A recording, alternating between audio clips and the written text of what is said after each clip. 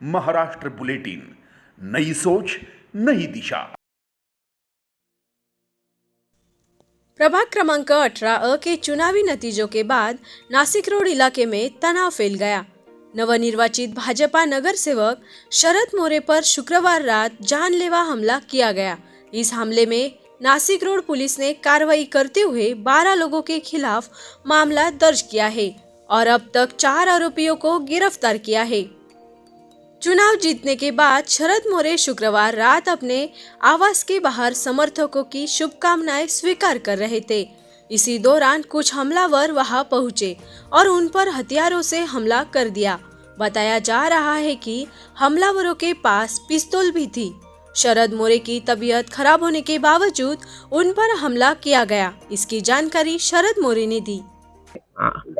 विरोधक होते आणि ते यापूर्वी पोलीस डिपार्टमेंटला वॉन्टेड आहेत असे गुंड पवन पवार यांच्या मातोश्री आशा पवार यांचा पराभव झाला। त्यांचा पराभव झाल्यामुळे त्यांच्या सोबत राहणारे त्यांचे पाळीव गुंड ते ह्या ठिकाणी आले। मला वाटलं कोणी कार्यकर्ते आले माझं अभिनंदन करण्यासाठी। मी हात पुढे करायला गेलो तर त्याने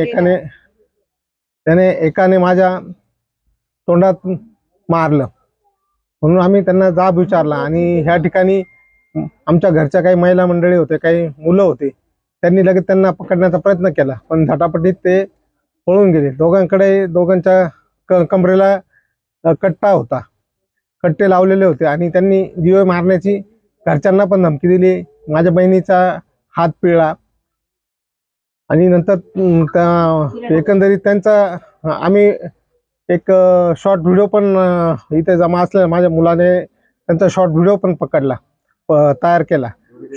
शॉर्ट व्हिडिओ मध्ये त्यांचे एक यश गरुड आणि दीपक सदाकळे असे त्यांचे नाव आहे। त्या व्यक्तींना मी चेहऱ्याने नेहमी ओळखतो।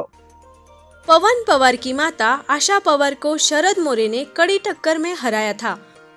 पुलिस ने इस मामले में पवन पवार, विशाल पवार, बंटी काली, किरण गाटोले, शुभम आदमाने, भूरिया खेड़कर, प्रशांत सदाफले सहित 12 लोगों के खिलाफ मामला दर्ज किया है।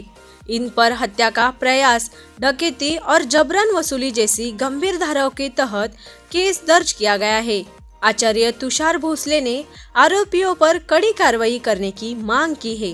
शरद चिंतामण मोरे सर हे आज भरघोस मतांनी जनतेच्या आशीर्वादाने निवडून आले आणि लोकशाहीच्या या उत्सवामध्ये जनतेच्या आशीर्वादाने, जनतेच्या समर्थनाने निवडून आल्यानंतर या ठिकाणी मी ज्या वेळेला त्यांचं अभिनंदन करायला आलो त्यावेळेला मला हे माहिती पडलं की या ठिकाणी काही 2 गुंड येऊन त्यांनी मारहाण केली, त्यांच्याकडे पिस्तूल सुद्धा होती आणि एक सुसभ्य सुसंस्कृत व्यक्ती ज्याला जनतेचं समर्थन मिळतं पण अशा परिस्थितीमध्ये आणि त्यांची प्रकृती सुद्धा ठीक नाहीये। गेल्या 3 दिवसापूर्वी त्यांना अर्धांगवायूचा झटका आला होता, ते 3 दिवस इस्पितळात दाखल होते आणि अशा परिस्थितीमध्ये सुद्धा ते जनतेमध्ये गेले, जनतेचा आशीर्वाद मागितला आणि जनतेने त्यांना तो दिला।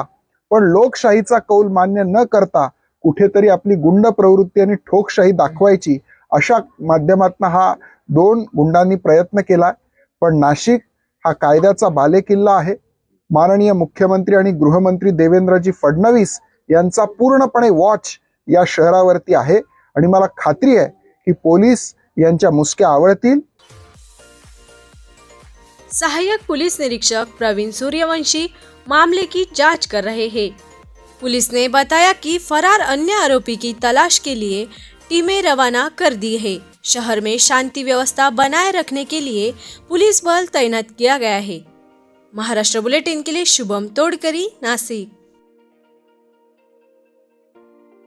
महाराष्ट्र बुलेटिन यूट्यूब चैनल को शेयर करें, सब्सक्राइब करें, बेल आइकॉन पर क्लिक करें।